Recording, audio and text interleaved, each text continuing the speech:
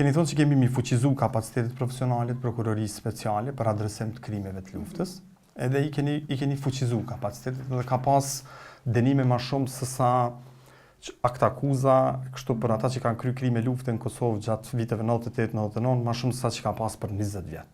Kjo është e qartë. Mirë po.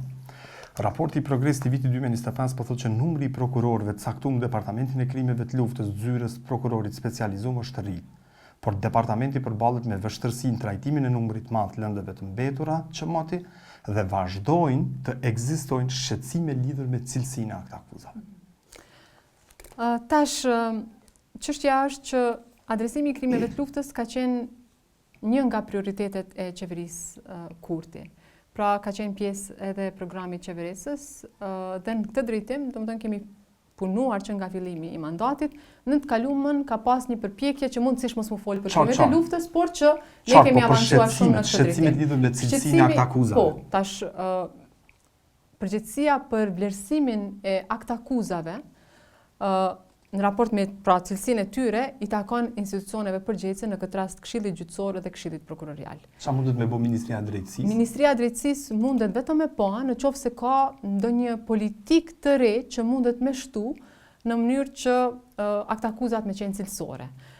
Mundet me ndihmu, po nuk kena pas kërkesa. Domethënë nuk kena pas kërkesa nga raporti i progresit. Sepse Këshilli Gjyqësor dhe Këshilli Prokurorial e kuptojnë që është problem, por thonë në vazhdimsi që ne jemi duke punuar me Akademinë e Drejtësisë. Akademia e Drejtësisë bën trajnime të gjyqtarëve dhe prokurorëve.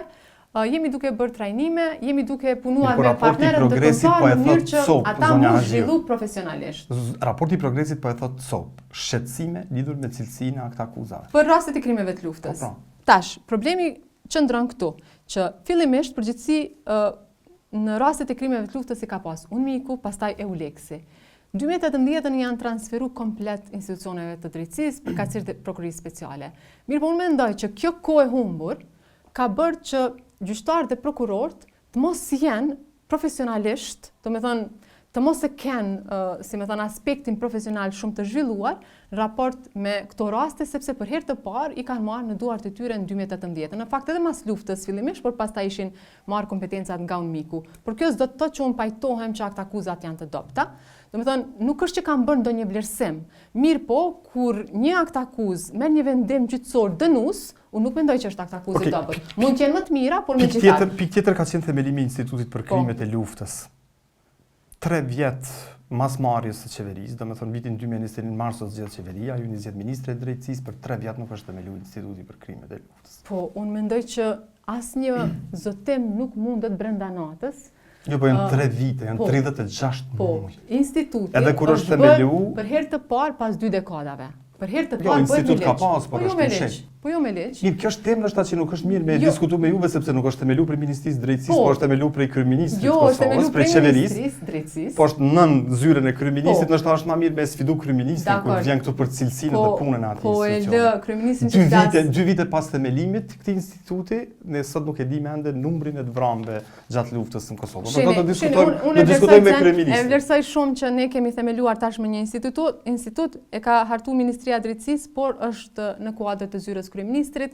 Janë rekrutuar staf, domethënë po bëhet një punë shumë e madhe, 6 zyra rajonale janë hap, 38 staf janë rekrutuar, por deri në fund të vitit 2026 do të jenë diku numri i stafit 74. Dhe unë jam e bindur që do të arrijnë me përmbush mandatin e tyre. Talojmë me kryeministrin se kam shumë vrejtje për punën e këtij instituti, por talojmë ta diskutojmë me të. Një pikë tjetër ka qenë platformë reparative keni premtuar. Domethënë, e cila do t'ju synoj për llogaritjen e dëmeve njerëzore dhe materialet shkaktuara gjatë luftës, dhe do të ketë kompenzim për këtë. Kjo do të jetë edhe në kuadër të institutit, domethënë përgjegjësi edhe e institutit. Por një pikë tjetër, për shembull, keni thonë kornizë ligjore për personat e zhdukur.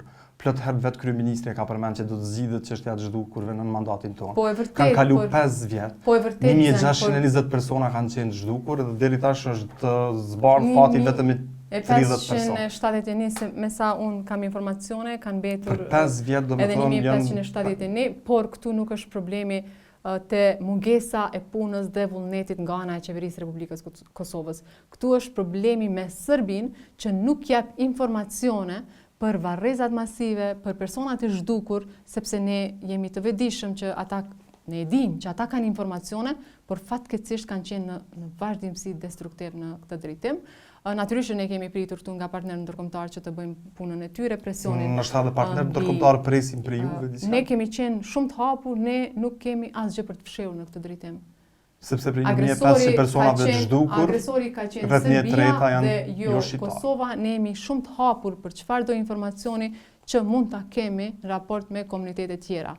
Pra, sepse jemi të vetëdijshëm që është edhe një numër që janë komunitet tjetër, prej atyre shqiptar, por që ka pas përpjekje maksimale, për këtë është marrë më shumë zëvendës kryeministri Besnik Bislimi dhe zoti Andin Hoti, ka pas përpjekje maksimale që kjo çështje të trajtohet dhe të jetë prioritet edhe në Bruksel. Pika e fundit e kësaj pikës 3 për krimet e luftës, për gjenocidin, për kështu është padia ndaj kundër Serbisë në gjykatën ndërkombëtare të drejtësisë. Unë mendoj që pajtohesh plotësisht që nuk është diçka e lehtë, është shumë e ndjeshme. Unë pajtohem me gjitha që gjitha janë të vështira. Para një viti e gjysmë, kjo çështje ju ka transferu Ministrisë së Drejtësisë, ne kemi ndërmarrë veprime në këtë drejtim. Para një viti e gjysmë? Po, sepse ka qenë në kuadër të zyrës së kryeministrit. Okay. Pastaj Ministria e Drejtësisë duke pasur përgjegjësinë raport me adresimin e krimeve të luftës, e kemi marrë përsipër që zhvillojmë procedura në këtë drejtim, për shkak se është çështje shumë e ndjeshme, nuk më lejohet që të flas më tepër se sa kaq. Domethënë, unë bëj shkelje nëse flas më tepër se sa kaq, sepse nuk mendojmë që duhet të ketë informacione raport me punën që kemi bërë deri më tani.